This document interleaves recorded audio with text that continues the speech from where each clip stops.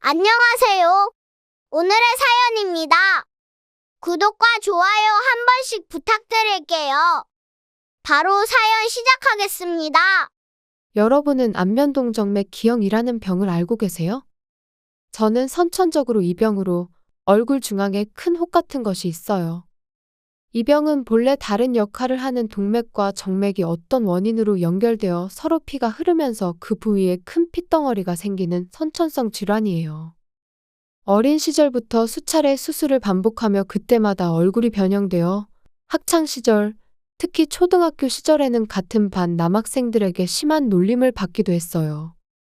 아무리 애써도 숨길 수 없는 이 얼굴 질환에 저는 심한 콤플렉스를 가지고 있었고, 이대로라면 결혼은커녕 연애도 한 번 못 해보고 평생을 살게 될 것이고, 이런 못생긴 모습을 사랑해줄 사람은 없을 거예요. 그렇게 진심으로 생각했어요. 그 사람을 만나기 전까지는요. 저는 자신에 대해 전혀 자신감이 없는 자타공인 부정적인 사람이었어요. 이 병 때문에 주변에서 많은 말을 들었던 것도 이유이지만, 제겐 가족이라는 존재가 가장 콤플렉스를 자극했어요. 왜냐하면 언니는 쌍꺼풀에 긴 속눈썹 그리고 예쁜 코, 마치 인형처럼 예쁘다며 칭찬을 많이 받았기 때문이에요. 부모님도 그런 언니가 자랑스러웠는지 언니에게 새 옷과 신발, 머리핀도 자주 사주셨어요. 반면 병으로 얼굴이 못생긴 저는 처음부터 없었던 것처럼 취급하며 언니와 저를 차별하셨어요. 하지만 언니는 제 병 같은 건 전혀 신경 쓰지 않고 평범하게 대해줬고, 자신이 받은 장난감이나 머리핀을 저한테 준 적도 있고, 제 얼굴에 대해 뭐라고 하는 사람에게 화를 내며 쫓아주는 등 항상 제 편이 돼줬어요. 그런 언니의 존재가 무엇보다도 큰 힘이 되었고, 지금도 사랑하지만 부모님의 애정은 항상 언니에게만 집중되어 있고 저한테는 관심을 주지 않았어요. 예를 들어 언니가 시험에서 70점대를 받아도 어머니는 이렇게까지 봤다니 대단해. 예쁘고 공부도 잘하고 정말 엄마의 자랑이야. 라고 칭찬하지만, 제가 아무리 시험에서 좋은 점수를 받아도 공부를 잘했다고 해서 그것만으로는 살 수 없지 않니? 요즘은 머리가 조금 모자라더라도 외모와 사교성으로 어떻게든 되는 세상이야. 너는 얼굴이 그래서 앞으로 살기가 힘들겠다. 라며 외모를 비하할 뿐 제 노력을 인정해준 적은 단 한 번도 없었어요. 그 밖에도 제가 예쁜 원피스를 발견했다고 하면 언니한테는 어울리겠지만 네 얼굴에는 어울리지 않아. 웃음거리만 될 테니까 안 입는 게 좋아.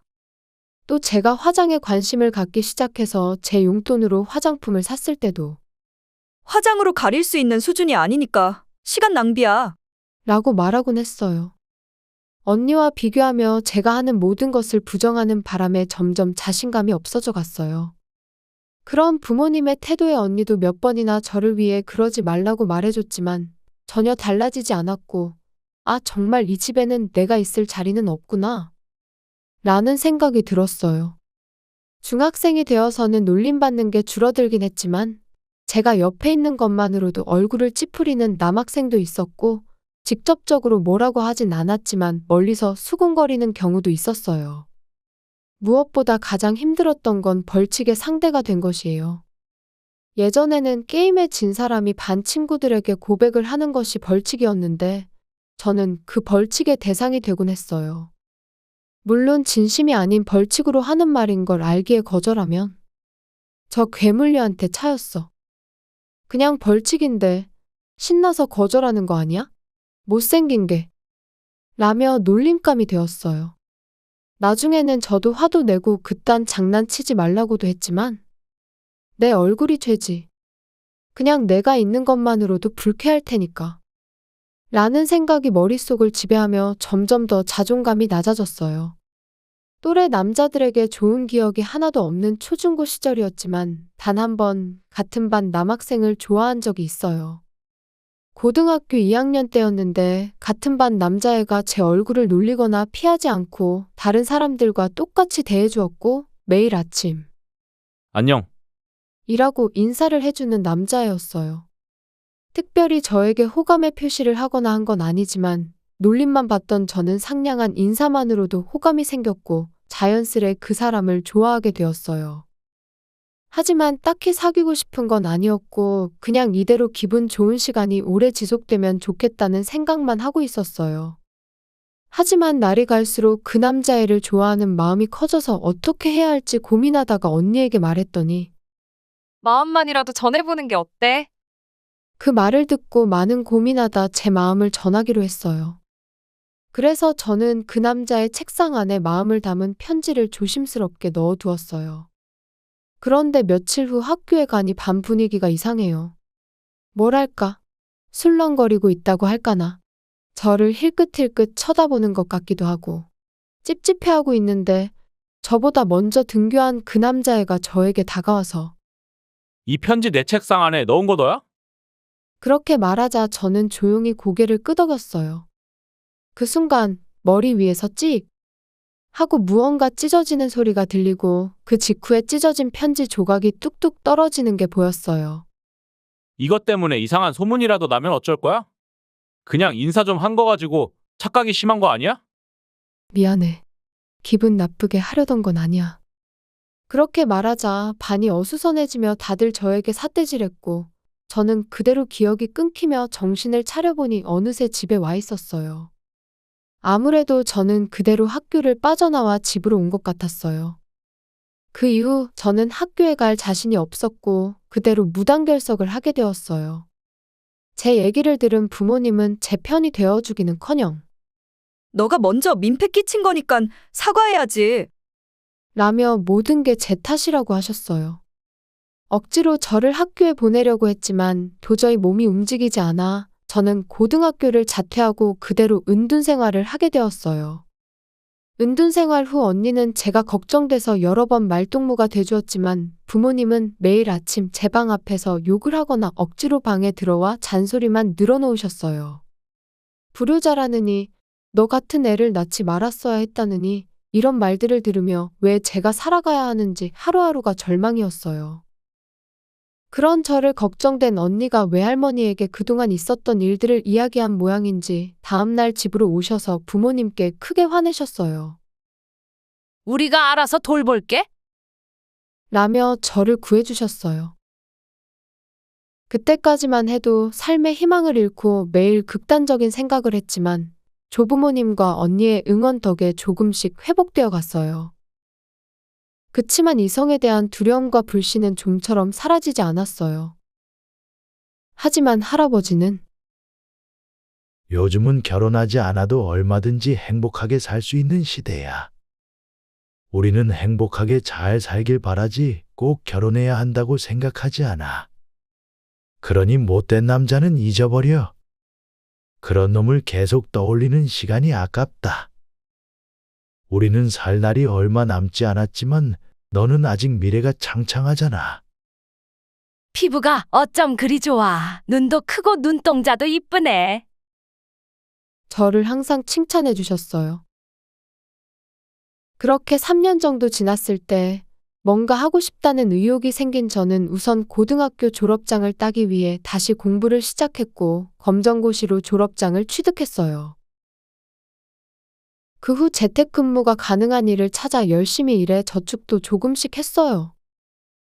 남들이 밖에서 일하는 월급보다는 적었지만 집에만 틀어박혀 아무것도 안 하던 나날들을 생각하면 많이 성장할 수 있었던 것 같아요. 하지만 얼굴에 대한 콤플렉스는 여전해서 밖에 나가지 못했어요.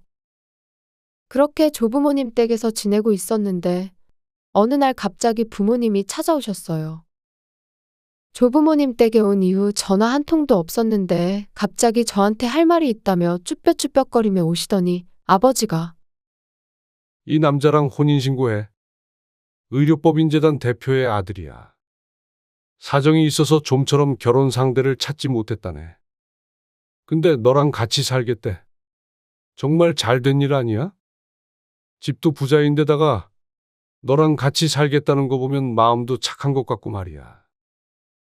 다짜고짜 혼인신고하고 같이 살라고 결정하는 건 너무하지 않느냐? 장인어른, 이게 처음이자 마지막 기회일 수도 있어요.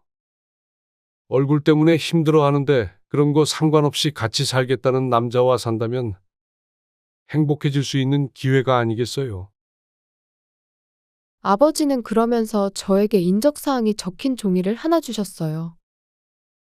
남자의 얼굴은 앞머리를 길게 길러 얼굴을 반쯤 가려서 잘 보이지 않았지만 통통한 체격과 얼굴의 윤곽은 파악할 수 있었기 때문에 아마 이 사람도 문제가 있어서 결혼시키려고 하는구나 라는 걸 느낄 수 있었어요.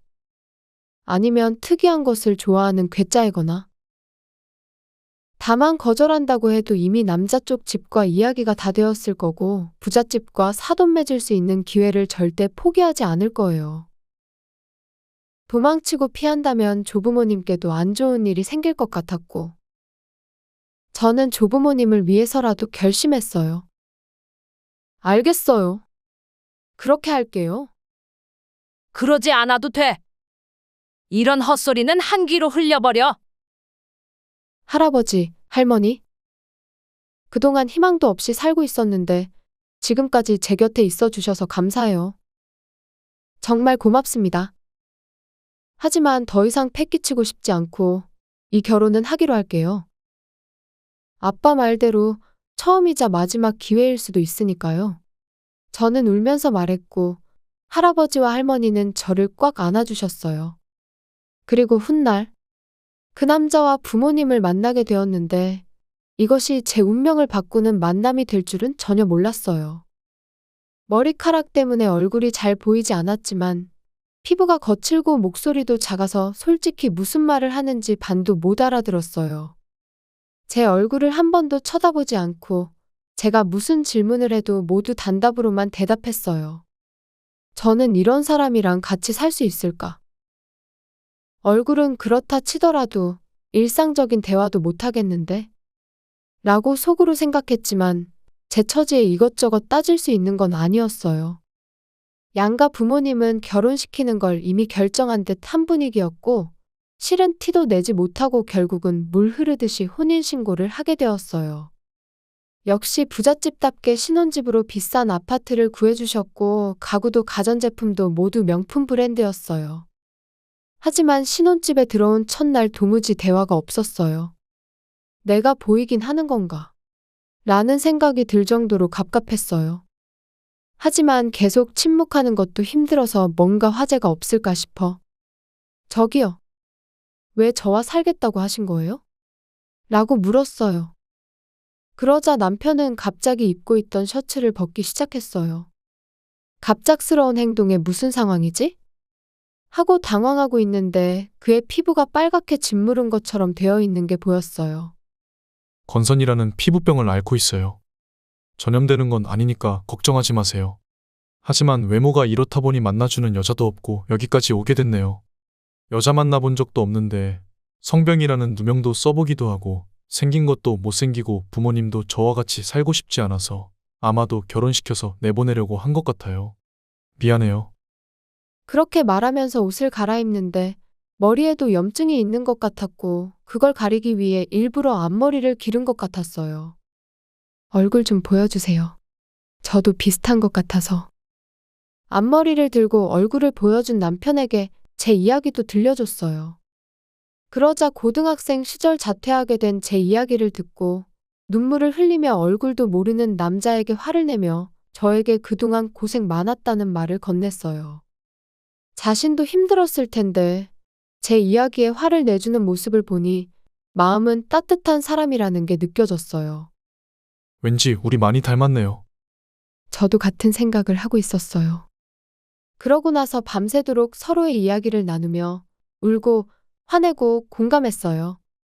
그때부터 우리는 조금씩 서로를 이해하려는 발걸음을 내딛기 시작했어요.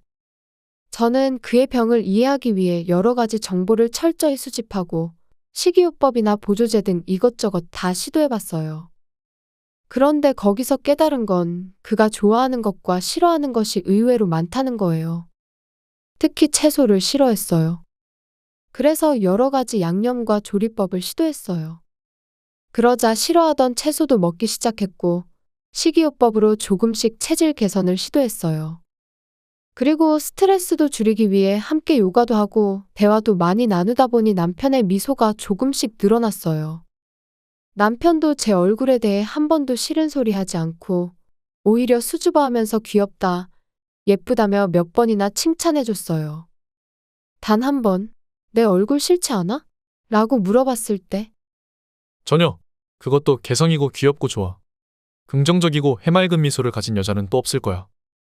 그 후 몇 년 동안 서서히 남편은 증세가 좋아졌고, 체중도 줄어들며 예전의 모습은 찾아볼 수 없었어요.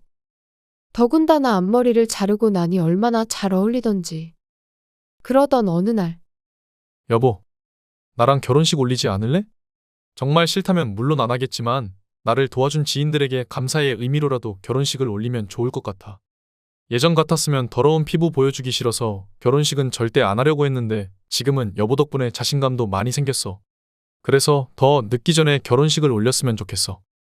남편의 말에 제 마음도 흔들렸고 고민 끝에 결혼식을 올리기로 결심했어요. 다만 저는 친구가 없어서 부모님과 조부모님, 언니만 불러야 했어요. 그런데 결혼식을 3개월 남짓 남겨둔 시점에 언니는 쌍둥이를 임신했는데 조산에 위험이 있어서 불참하게 되었고 결국 부모님과 조부모님만 참석하게 되었어요. 조부모님은 기꺼이 참석해 주셨지만 부모님은 진심으로 싫어하는 것 같았고 어쩔 수 없이 참석한다고 하셨어요. 이는 시부모님도 마찬가지였는데 전혀 좋아하지 않는 표정이었지만 자신들의 재단 관계자나 지인들이 오기 때문에 마지못해 참가하셨어요. 하지만 양가 부모님 모두 겉으로는 좋은 사람처럼 보여야 하니까. 병 때문에 고생했지만 이렇게 훌륭하게 자라줘서 고마워. 편견에 굴하지 않고 꿋꿋하게 살아와줘서 자랑스러워. 등등 하객들 앞에서 마음에도 없는 말들을 늘어놓으며 눈물을 흘리셨어요. 거기에 속은 하객들은 함께 눈물을 글썽이는 분들도 계셨고 이렇게까지 해서라도 잘 보이고 싶은 뻔뻔함에 정말 치가 떨렸어요. 남편은 이런 걸 가만히 보고 있을 사람이 아니었어요. 남편이 혼인서약서를 읽고 난 후 마이크를 잡고 이야기했어요. 저와 제 아내 모두 부모님께 학대를 받아왔어요. 아내는 언니와 비교되어 매도당하며 살아왔어요.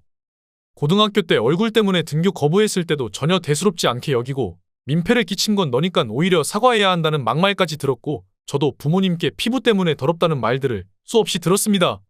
이것이 그 증거입니다. 그러자 시부모님이 남편에게 욕설을 퍼붓는 음성이 흘러나왔어요. 거기에는 네 피부는 보고 있으면 기분 나쁘다.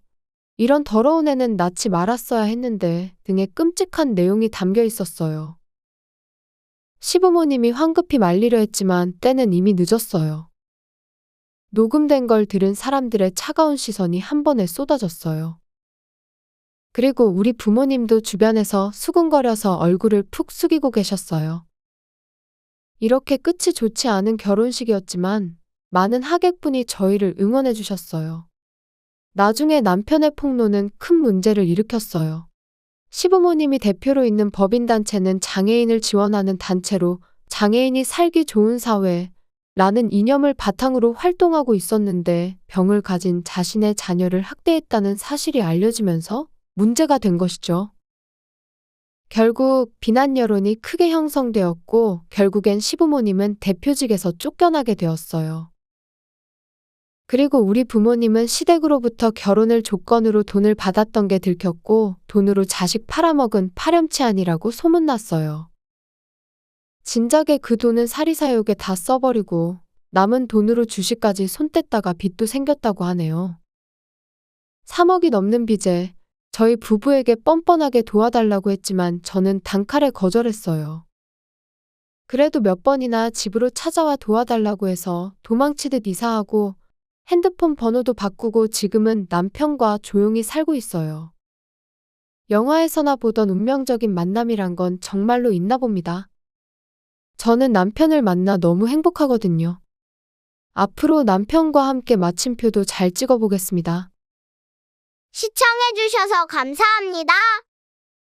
그럼 다음 영상에서 다시 뵙겠습니다.